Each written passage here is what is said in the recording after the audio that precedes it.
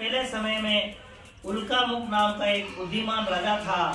ये सत्यवक्ता वो जितेंद्र था। प्रतिदिन देव स्थानों पर जाता और गरीबों को धन देकर उनके कष्ट दूर करता था। उसकी पत्नी कमल के समान मुख वाली और शक्तिशाली थी। भद्रशिला नदी के तट पर उन दोनों के श्री सत्यनारायण भगवान का व्रत किया। उस समय वहाँ एक साधु वेश्या बनकर आए।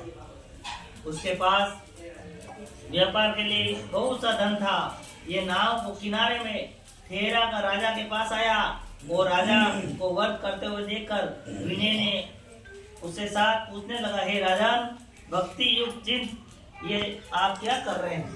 मेरी सुनने की इच्छा है, सो आप इसके बारे में मुझे बताइए।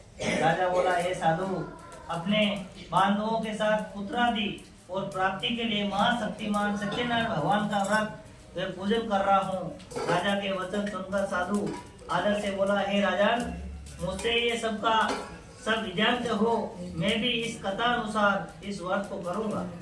मेरे भी कोई संतान नहीं है और इससे निश्चय ही होगा। राजा ने सब विज्ञान सुन व्यापार से निवृत्त होकर वे आनंद के साथ घर गया और साधु ने अपनी पत्नी से संतान देने वाले इस व्रत का समाचार सुनाया और कहा कि जब मेरी संतान होगी तब मैं इस व्रत को करूंगा।